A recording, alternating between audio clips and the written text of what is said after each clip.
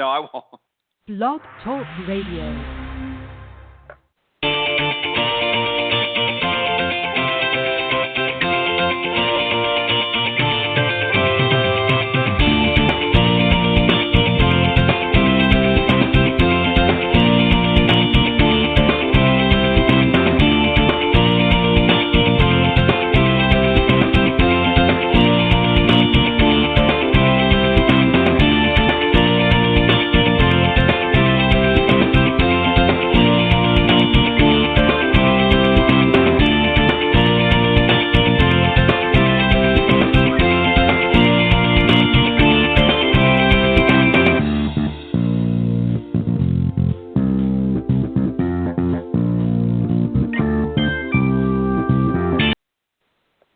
All right, good morning, everybody, and welcome to the Women of Golf Show. I'm Ted Odorico, and right alongside, of course, is my good friend and co-host, LPGA Professional Legends Tour player, Cindy Miller, and this is the first show that we've done in a few weeks. So welcome, everybody, and welcome, Cindy.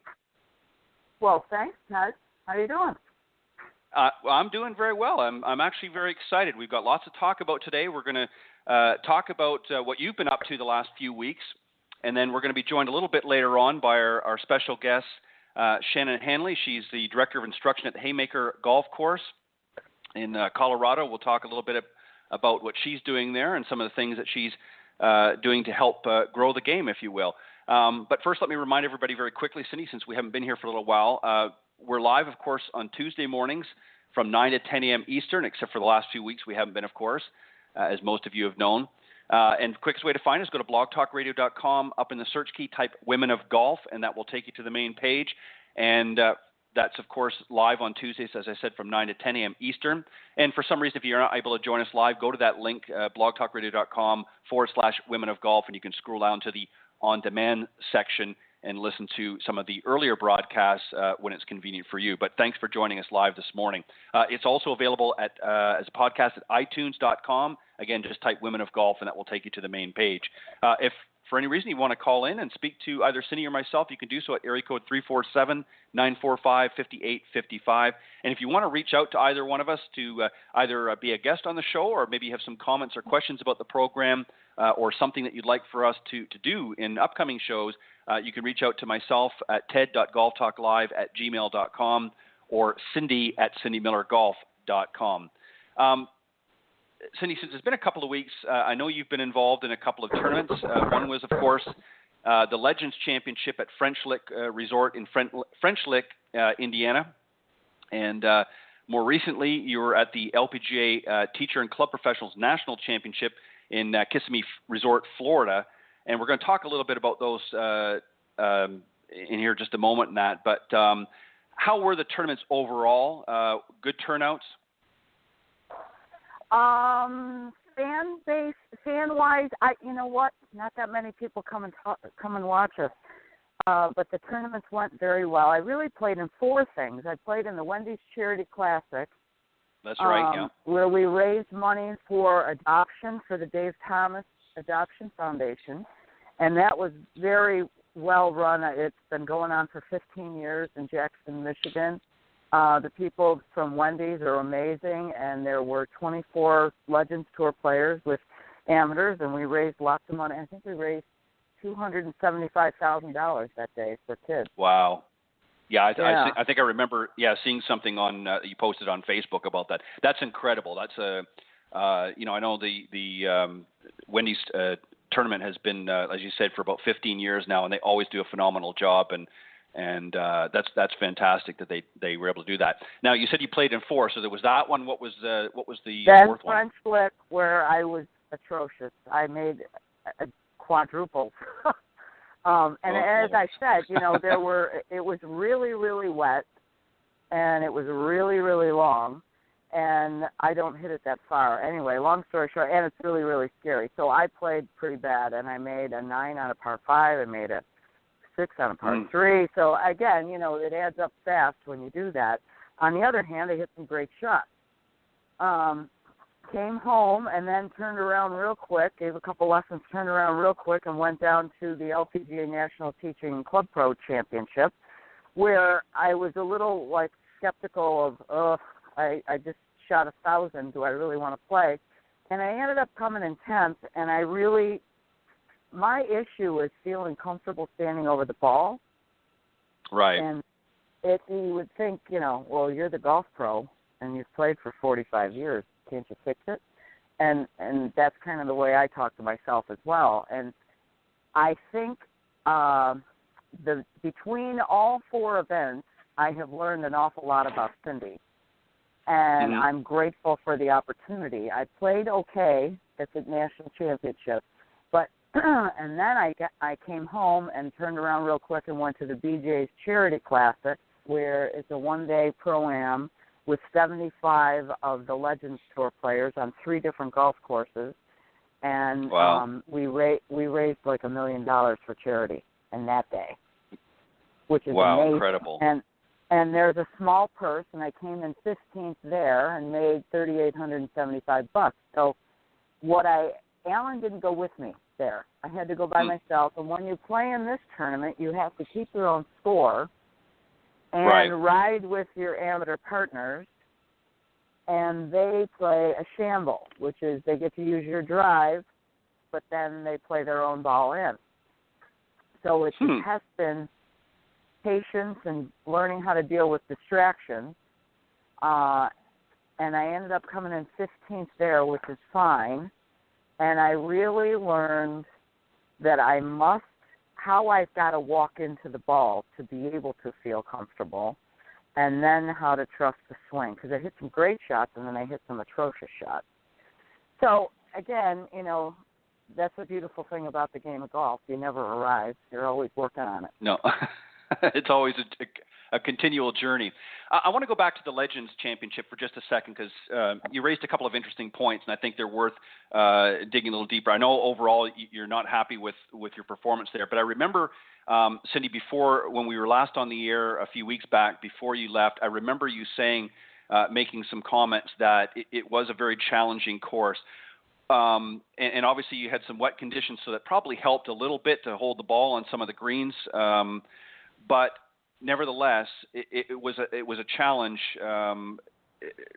respective of that. What was some of the most challenges that you think you faced during that particular tournament at the Legends in French Lick? Well, here's the catch. The way I walk into the ball, I'm right-eye dominant, and I walk into it open, like you can picture Lee Trevino doing or Freddie Couples. Right. And I'm nonlinear. And I'm a control freak. And there's lots of valleys and very high plateaus that you hit down into a gully or way up high. So I have a Leopold rangefinder. Some of the elevation changes are plus 20 yards. Wow. So you might have a 110-yard shot that's playing 150. Mm-hmm. You follow? So yep. Putting all those left brain calculations in, and then knowing that you need to aim to the right because everything's going to kick to the left, and if you don't do that, it's off the edge of the green. If you're not sure where you're aimed, you cannot trust your swing. And if you don't trust your swing, you're done. So sometimes I remember playing with Joanne Carner one time and having her say she'd rather play a really wooded golf course that has definition than a wide open space. And that's kind of the situation at French Lick. Some of the tee shots are out to wide open spaces, which can tend to make you protect because you're not sure where you're going. And, example being on this par 5, I wasn't sure because if you go too far right, you're dead. And if you go left, you're down a cliff. Well, I was aiming right and yanked it dead left. And now I can't find it in the header. Now I have to hit. Then I go and I hit. I'm in casual water. Then I'm up against the cart path. Then I have to, drop it again. Then I'm in soppy, yucky, poopy stuff. Then I hit it fast. Well, it's like, wow. Can I go back to the tee and start over? So that's kind of what I'm talking about. So what happens, and I want you to sort of walk through, I mean, you've explained some of the steps of that, in that particular situation. But mentally, because this is really what we're getting at here is, and this is really something that you focus a lot on your game academies, is try to help people not just with the physical parts of their game, but mentally how to sort of manage in difficult situations like that. So here's a great example. You've talked about some difficult and less than stellar shots that you made. Mentally, obviously, that can be very damaging. How do you walk yourself from that step to, okay, Cindy, I need to regroup and I've got to get ready for my next shot? How do you stay in the moment and not allow what's just transpired to sort of escalate and continue to manifest over the next several holes? Well, it's really difficult, needless to say. But I am more of a problem solver, so I'm going to change what you said. Okay. All I could think about while I was out there is stop. John Stabler and Deborah Graham from Golf Psych said that you rate better than 99% of the tour players that are currently on the LPGA and PGA Tour. So you've got something going for you that others don't. Right. What the hell are you doing wrong, and how do we fix this? And Alan would tell you it's the usability of it. So it's not that I can't. It's why aren't you? So there's two parts. I tend to pick the club up and come over the top and yank. So I got to fix that. And I would argue with Alan, if I'm set up with my shoulders too open, I can't do that. I pick the club up and come over the top because I'm set up open. You follow? So now how do we set up so that we can swing it back on the right plane and trust what you're doing and put it on the green? And that's the issue. So I'm glad that Alan's with me, but sometimes I try to be too perfect. Right. And so I need to figure out, how do you just let it go? You follow? And trust. So I was grateful I went to the BJ tournament alone because I could be the only one in my head. And I could work on it. And now I'm like, all right, let's practice. Yeah, and again, you raise an interesting a point again. A lot of people might look at this and say, well, okay, Cindy, you're a golf professional. You should be able to tweak and modify, on the fly. But it's not always that simple because, we're all human. When you're in the moment and something goes awry, again, especially someone that's a very analytical and perfectionist, if you will, it's very difficult sometimes to get that part of you out of your head. And it does take a lot, but right? You've got to stop and say, and again, I'm part of the no BS crew of, okay, stop. Why is this happening? I mean, and I am so open and willing to see all my faults, I understand that I'm a control freak. I understand that I try to hit it too close to the hole. I understand that, I get too fast and anxious and, okay, great. There's something that's causing these terrible swings, and if I can't get to the bottom of it, I'm not going to play anymore and compete. I can't do it. Right. Because it's just driving me crazy. And I, needless to say, I choose to be this open and honest about my game because my students need to know this is really hard.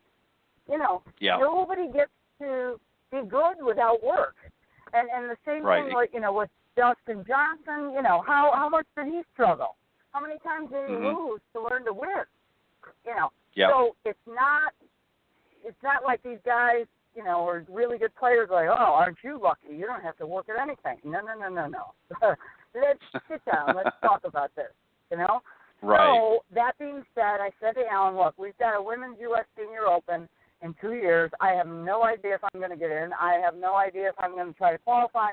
But I said, I got news for you. If I don't fix this, I'm not even going to attempt. Well, now it's like, all right, let's go. Let's hit balls. So I've hit balls every day since I've been back.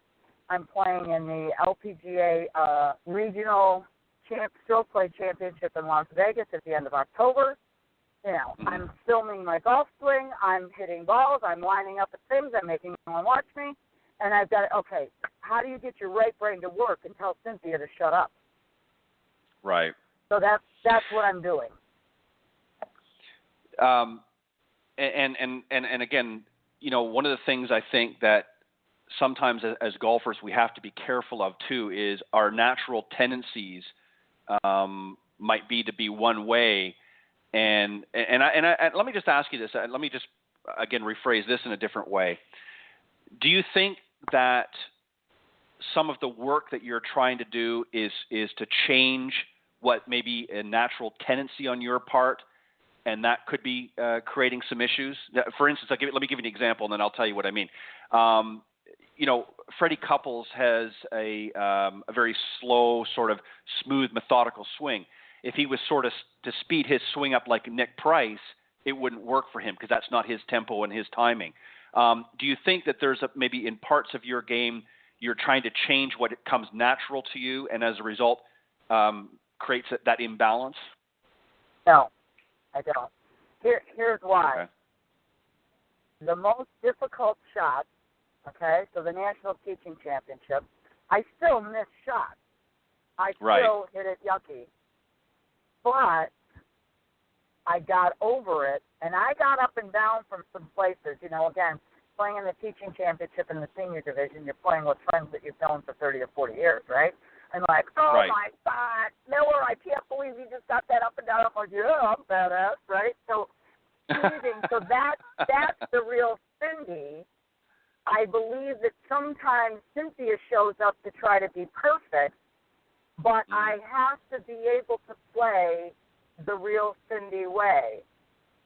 And when you stand over a shot, no matter whether you're me or anybody else, and you hear the little voice go, morning, morning, morning, this does not feel right. Please back away. Please back away. And then you go, no, I can't. I have to hit the ball. And then you hit the ball. You know you're not going to hit it good. So I have to find a very common solution, and I believe I have done so. And I am making it be so important in my brain that nothing else matters. This is the only thing you need to do, and then you have to swing. So there's a reason people miss shots, and I have to find underneath all the stuff my reason. And I believe I have found my reason. Now, that doesn't mean I'm not going to miss shots. I'm going to miss shots. Sure. But I don't care if I miss shots if I'm comfortable standing over the ball. Right. See, I'm missing shots, and I don't want to say I'm choking because I'm not choking. Choking is trying too hard. You know what I mean? Right. I'm missing shots because something's rotten in Denmark, and I didn't know what it was. Therefore, I can't fix it. Therefore, I keep missing shots. Therefore, I don't want to play. So, again, I don't think that I've ever played golf totally comfortable standing over the ball. Maybe the only tournament that I've ever done that with was the LPGA National Teaching Championship in 2004 when I won. Mm-hmm. I had less doubt then. So that's all I'm saying. This has been an underlying, lifelong issue that, it's time for me to fix. And that's part of the beauty. It doesn't matter how long you play. It doesn't matter what level you play at. That's why I say when my students come in, why are you here and what would you like? Well, I don't know. I want to be more consistent. I said, well, okay. So what do you shoot? Do you understand what consistent means? It means doing the same thing over and over again. That basically is boring. You want to be boring and you want to do the same thing. Yes, I do. Well, and I want to be consistent with my setup so I can feel comfortable taking a swing. Because I do not, my natural behavior style is a competitive control freak. Mm-hmm. And when I play golf, I become an analytical perfectionist. And I cannot play like that. So I believe I become something because I'm not comfortable. And I have to be the real Cindy. Yeah, and that's an excellent analogy of your situation, because, Cindy, what that really says is that when you're in an uncomfortable situation, you have a certain comfort level that you resort to, which is your analytical side, in order to combat that. And have found or looking for a way to overcome that. And that's not an easy thing. That's something that, and that regards hurts me.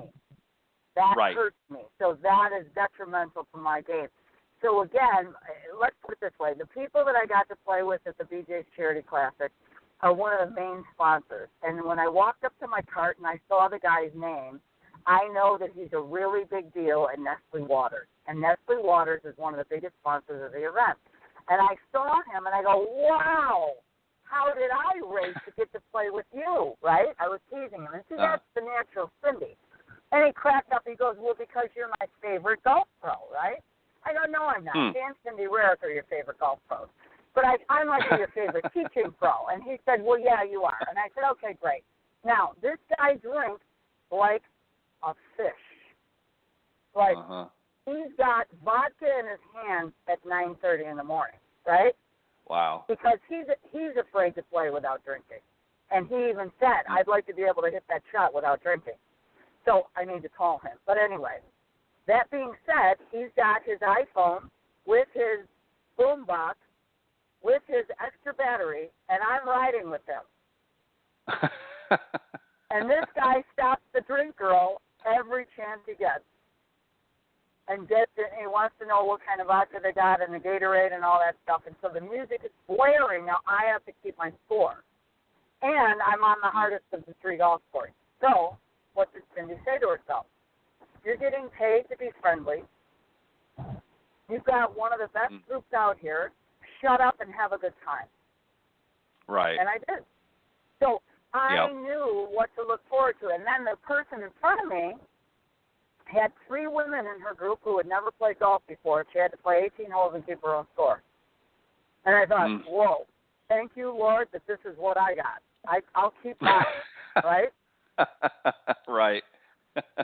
So again, so I need to be able to be Cindy, and that's the lesson here, and that's why I'm so passionate about what I do for a living.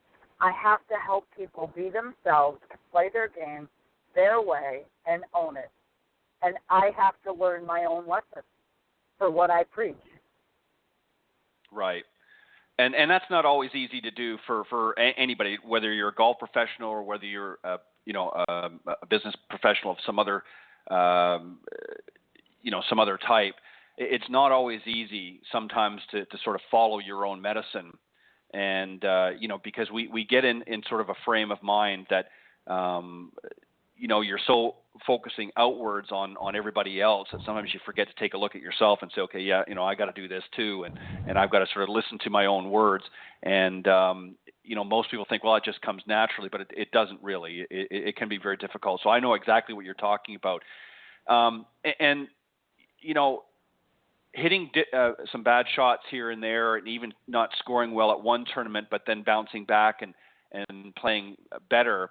The key here, Cindy, I think that really people need to understand is it's not just a matter of, well, you just happen to be striking the ball a little better.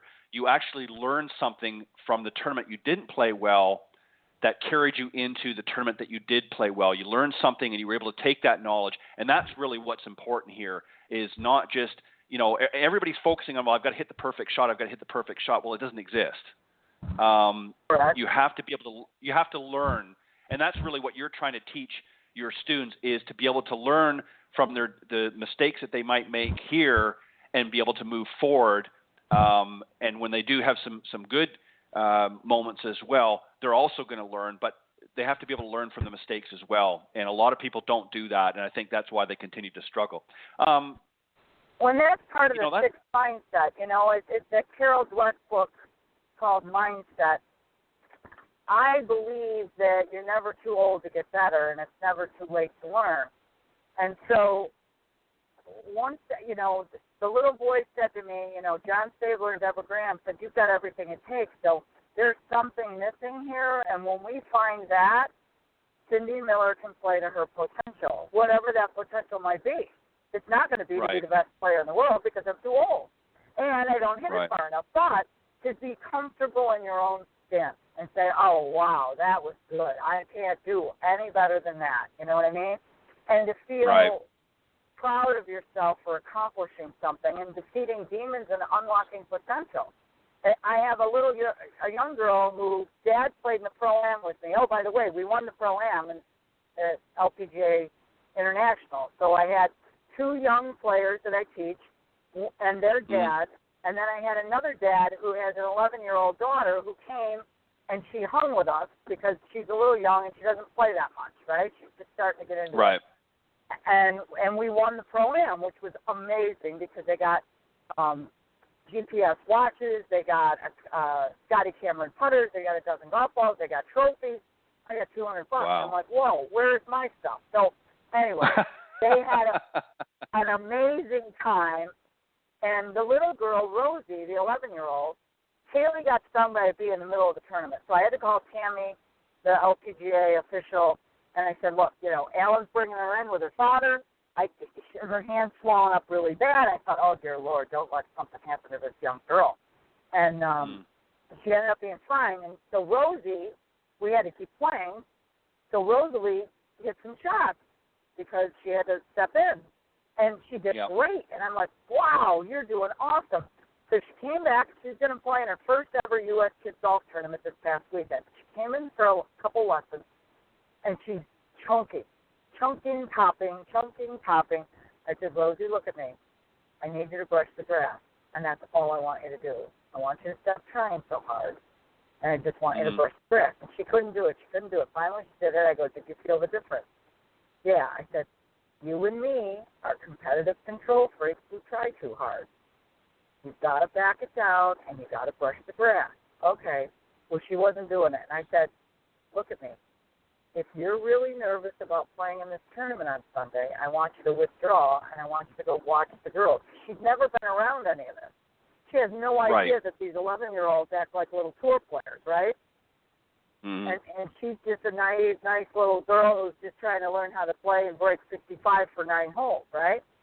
So, long story short, I said, I want your daddy to call me because her mom was at the lesson. So her dad called me a couple days before the tournament. He says, I think she's going to be fine. I'm going to caddy for her. I said, okay, great. I want her to have a good learning experience.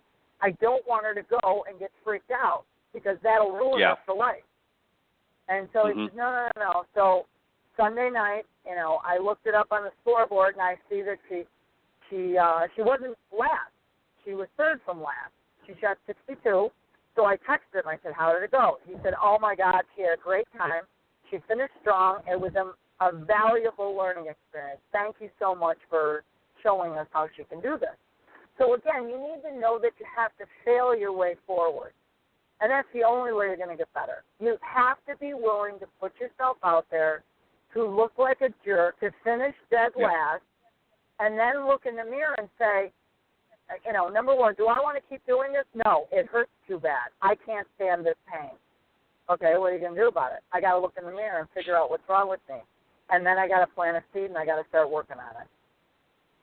Right. It reminds me very quickly, and then I'm going to introduce our guest, Shannon. It reminds me, and I don't know if I know you're familiar with the player, but I'm not sure if you are familiar with sort of the backstory to this. But Nick Faldo, of course, who was a prominent member of the PGA, earlier in his career, struggled immensely with his golf game to the point where he actually rebuilt and went on to win several major championships, including a number of Masters and British Open. But the point is that, he learned to fail forward. I mean, he was terrible. I mean, he earned the nickname El Foldo as part of his.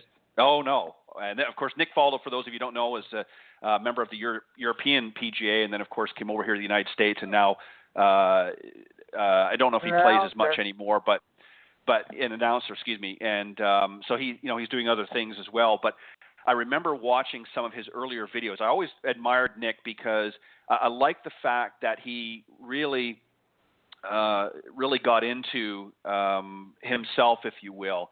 And he was very, very humble about it and was very open about his journey. and he was really, for lack of better words, was kind of beaten up pretty good at that time because he literally would collapse during some of his rounds. His abilities, to get on any tour, obviously you have to have some ability, but he just, for some reason, couldn't get it going in a natural rhythm. So he basically put on the brakes and went back and reinvented himself and learned from what he had done in the past and then moved forward. And he went on, as I said, to win, I think, 6 major championships as well as a number of international events as well. So it just goes to show you that just because you're struggling or having difficult times in your golf game doesn't mean that you should throw in the towel. It's not impossible, but you've got to be willing to take a hard look at yourself, and you need to work with somebody who can be that sort of set of eyes and that voice that can help guide you, such as what you do, Cindy, with some of these youngsters out there as well. And there's just a good example of how you can literally turn your life around. He was almost to the point, I believe at one time, if I remember the story correctly, about giving up golf entirely. So we're obviously grateful that he didn't, because he went on to do well. So, but you know what I'm saying? It goes to the point that you're talking about, that it could have been a life-changing event, and ultimately it did become a life-changing event, but for the good. And that's because he chose not to give in and give up. He chose to learn from the mistakes he had made, and as you said, fail forward. Let me introduce our guest. She's not quite with us here, but let me just go through some of the introduction here, and then we'll bring her on, and if need be, Cindy, we'll continue our conversation. Our very special guest, we said the second half of the show, is Shannon Hanley. She's the Director of Instruction at the Haymaker Golf Course in Colorado. Let me just tell you a little bit more about her. She's the winner of the Ladies Club Championship at Congressional Country Club, where she's still a non-resident member. She's been a winner of several prominent junior events, including the Maryland Amateur. She went on to play on full scholarship at James Madison University, and she's a 2-time winner in college, competed on the Future, Asian, and European tours. She's a 2-time winner of the LPGA Central Section Championship, which qualified her to compete in 2 LPGA Major Championships. Moved to Colorado in '99 and won the Colorado Women's Open that year.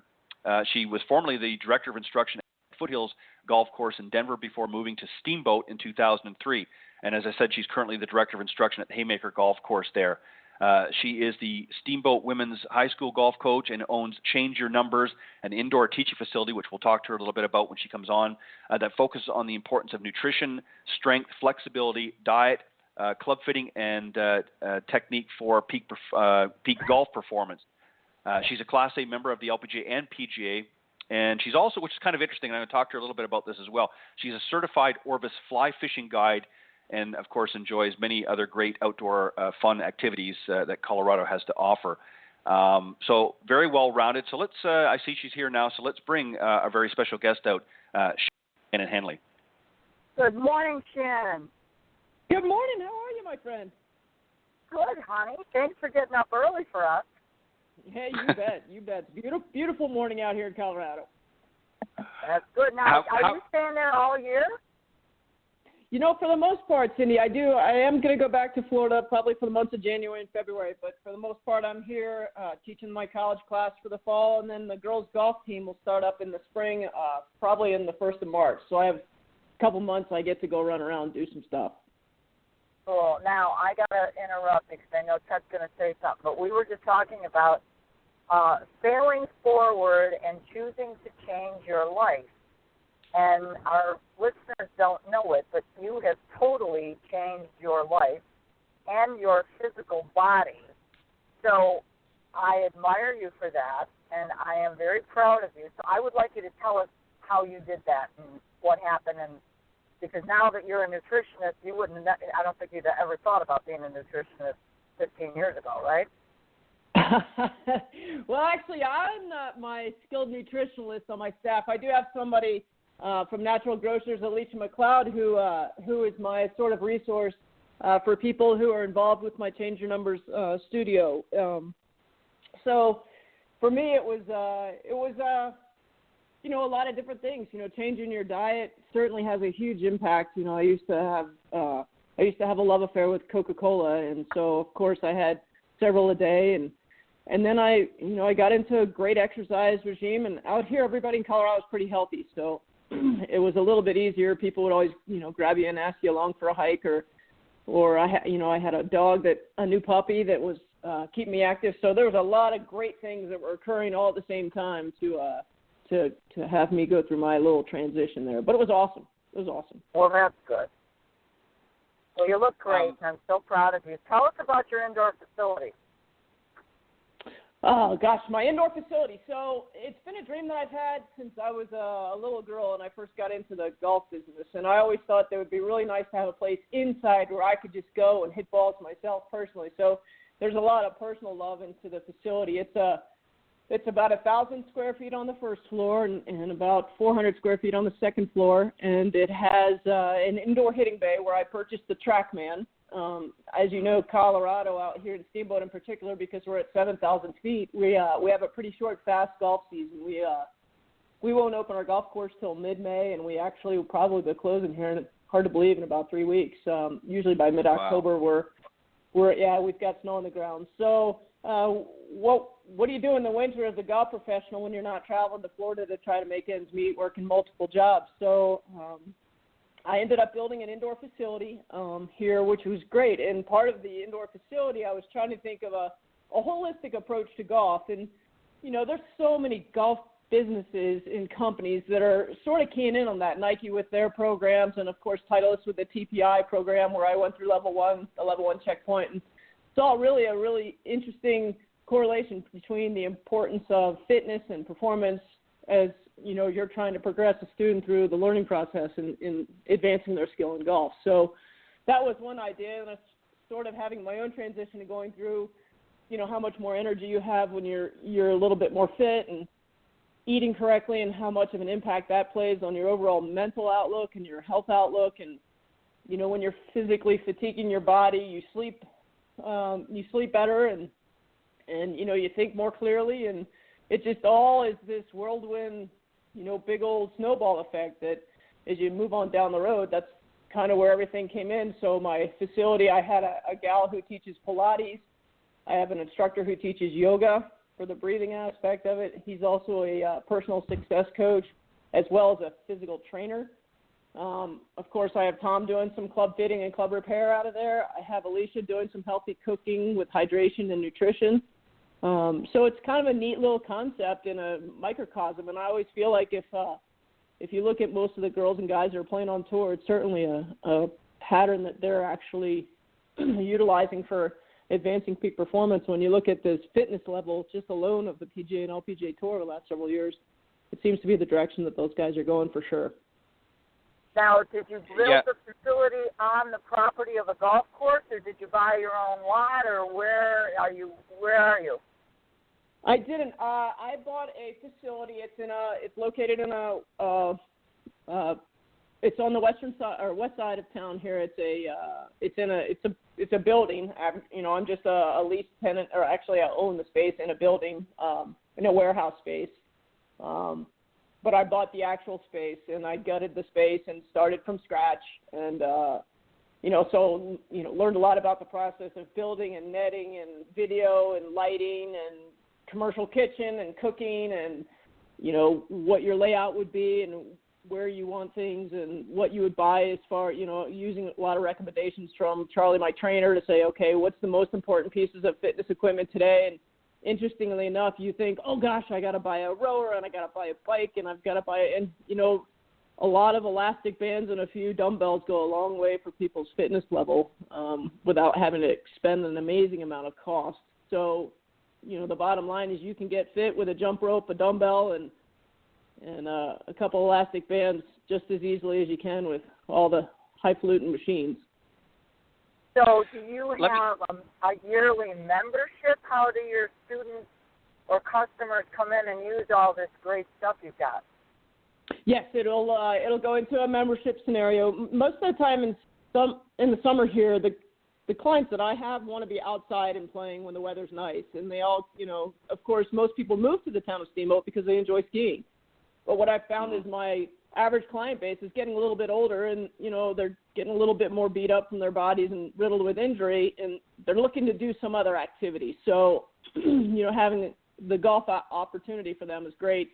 And I'll sell packages. They can buy a package for a month. They can buy a package for a year or 6 months or whatever the case may be. And then usually with each lesson I give, if they just come in for a TrackMan lesson, then they'll have an opportunity to come in and use the studio for 2 additional practice sessions after that on certain days.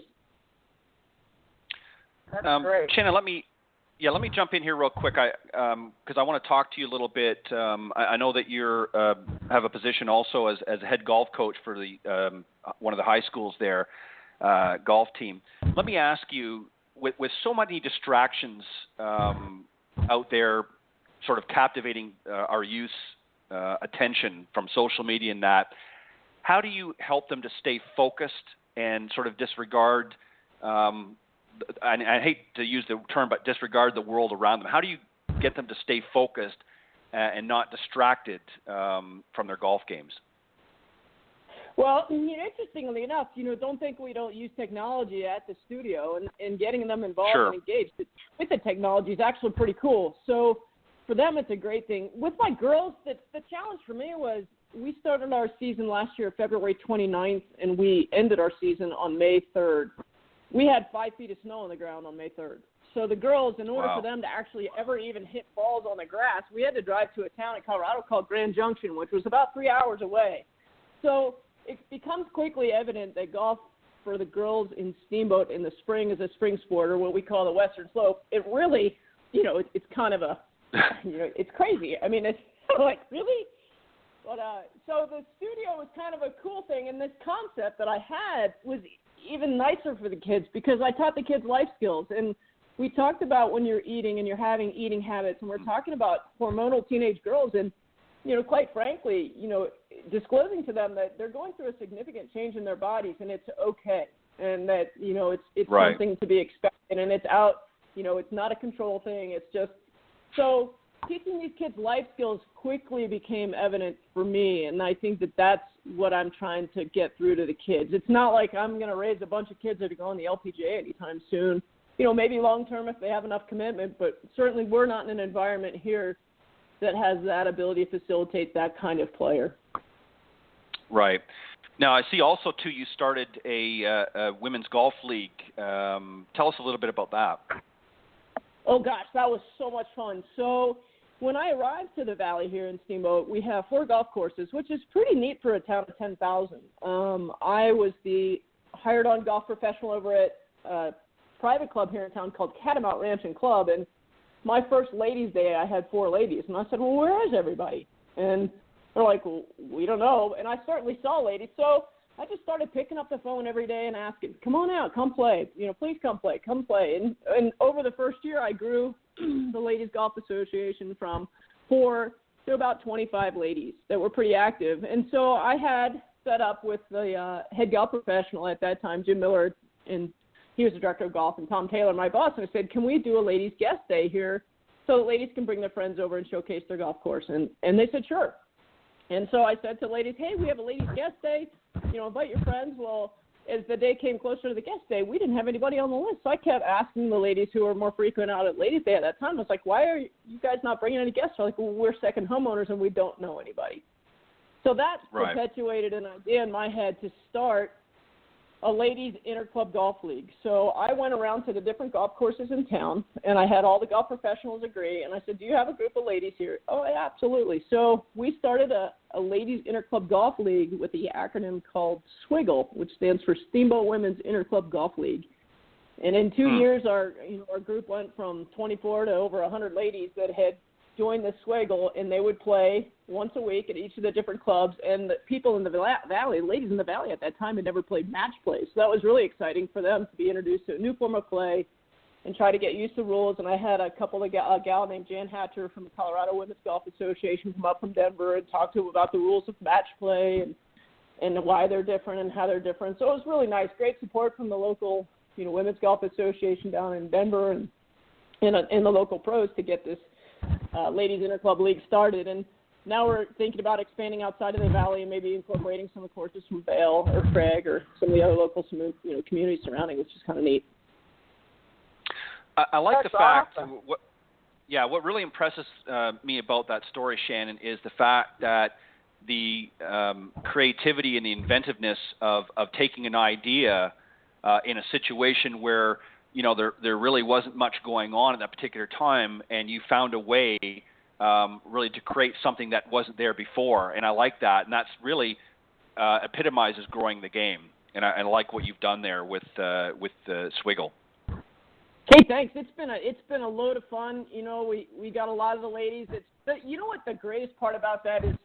I have fostered, you know, much like my friend Cindy here, so many amazing friendships through the game of golf all over the world. You know, having played in Europe and in Asia, and in my private, actually, interestingly enough, the first house that I ever stayed with when I was playing on the Futures Tour, the housing people, my housing ladies come to actually visit me next week. So it's kind of it's a really neat sport in that regard, and it spans ages and people and interests and fosters friendships. And through Swiggle here in the town of Steamboat, it's really nice to see ladies from different clubs that are, you know, catching up and playing bridge in the clubhouse now and then going out to play golf together. So it fostered that spirit of friendship and as you said, growing the game. It's been awesome.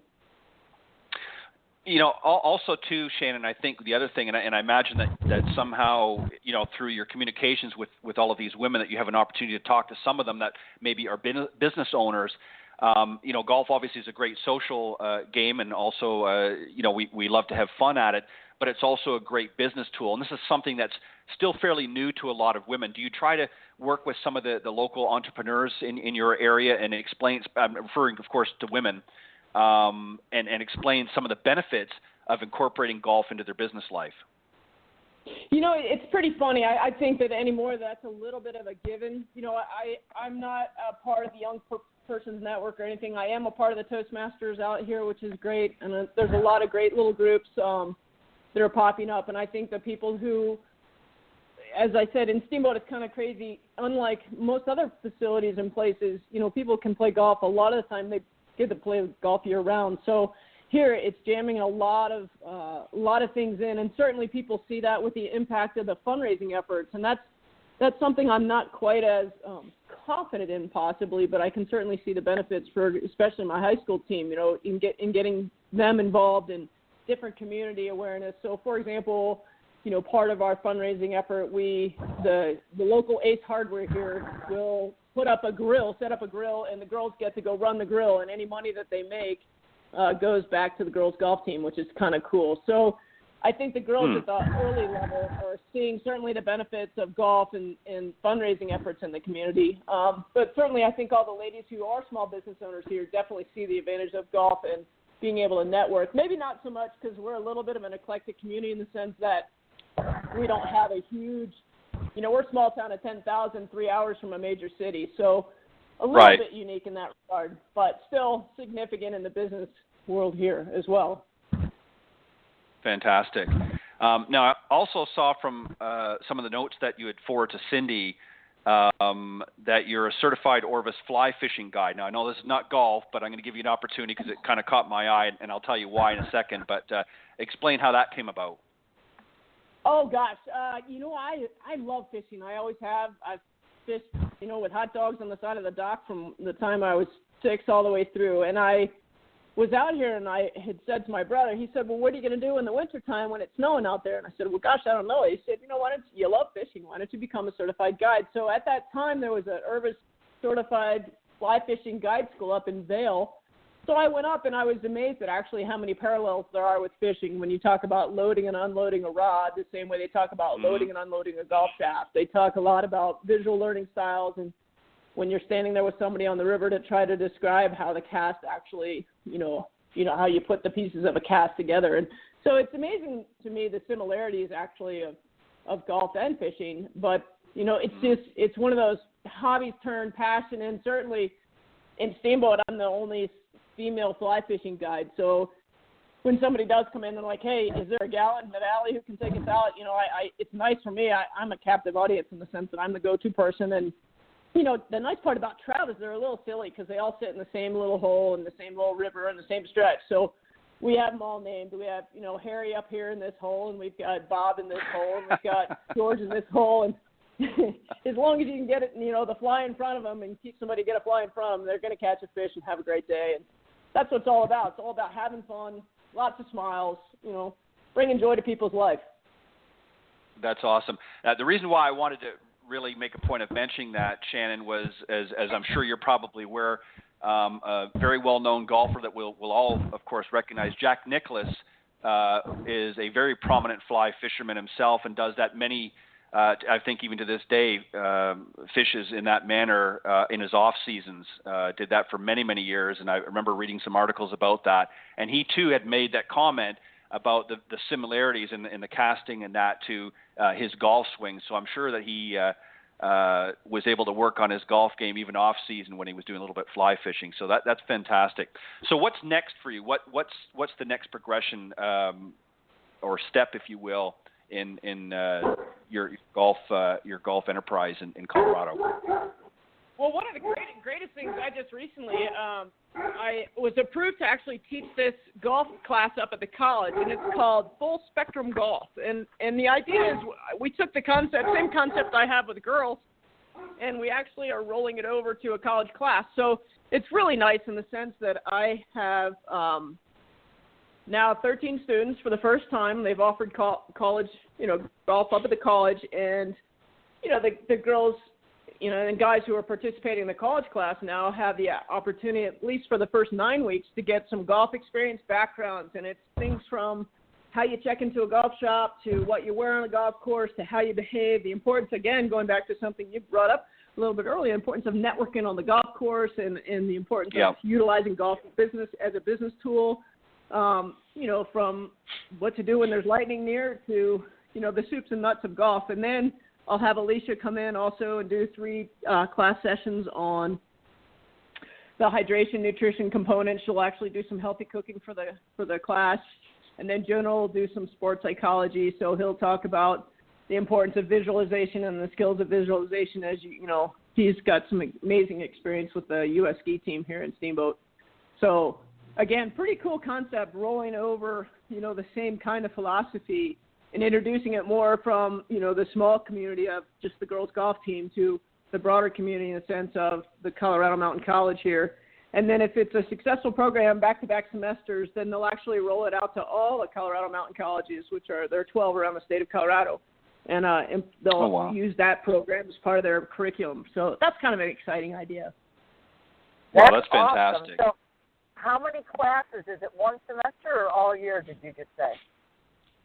Cindy, they wanted me to do it all year, but for me, because it's the same thing, the semester for the spring will start in January and it'll end before the snow's off the ground here. So having it as a spring semester, it won't be really practical, but they'd like me to apply it into the summer semester. So I'll do it in the fall and do it clearly in the summer, because in the summer that's going to be the peak time to be able to implement this kind of program. So the kids that'll stay here this summer will have the benefit of that.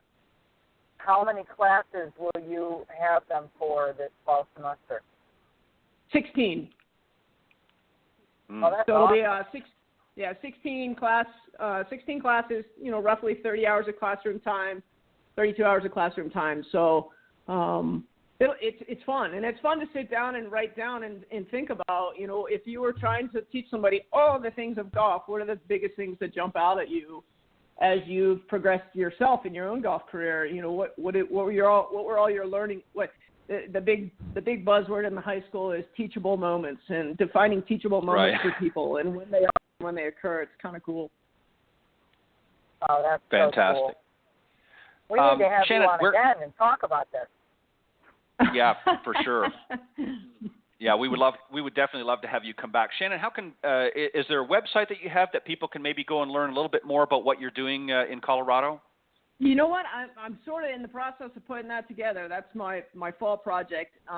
The name of my business is called Change Your Numbers. My brother actually came up with that. My sister-in-law came up with the logo, so it's kind of neat. It's a delta sign with a transitional color from blue to green going across, which brings in a little bit of my Irish background. But so I'm in the process of putting together a website and getting everything going. So that's kind of neat. And if they want to call me, please have them give me a shout. My number is 970-846-6226, or I can be reached at Hanley@pga.com, and I'm happy to answer anybody's question. Perfect. Well, Shannon, Cindy and I want to thank you very much for joining us this morning on the Women of Golf show, and keep up the great work. It sounds like you've got an ideal position and lots of great things happening in Colorado. And as I said earlier, you've taken really a situation and used a lot of creativity to do what you're doing. And I just think that's fantastic. And keep up the great work on helping to grow this game. Oh, thanks so much, you guys. What a wonderful morning. And thank you so much for having me on my show. Thank you so much, Shannon. Great job and good luck. All right. We'll catch up with you soon. All right. Bye, Thank honey. you. All right. Bye-bye. Very interesting. I like some of the things that she's doing, as she mentioned with the the women's golf league. I think that's a great idea, and not just in her own neck of the woods, but she's encompassing other areas as well and getting them involved and sort of drawing them in together, which is good as well. And thank you, Cindy, for sharing some of your thoughts earlier on the tournaments that you've been in, and some great insight and great tips for those tuning into the broadcast this morning. And on that note, Cindy, we've got to wrap up. So Cindy Miller and I would like to take this opportunity once again to thank our special guest, Shannon Hanley, for joining us this morning, and all our listeners around the world for faithfully tuning into the broadcast. It's good to be back on the air, and we'll have more shows coming up as well. So we hope you'll tune in as they come in. And go to, as I said, remember, go to blogtalkradio.com/Women of Golf Tuesday mornings from 9 to 10 a.m. Eastern Standard Time. And we look forward to having you join us next time here on the Women of Golf. Thanks, everybody, and God bless. Thank you, Cindy. Thanks, Ted. Have a great week. You too. Bye-bye. Bye-bye.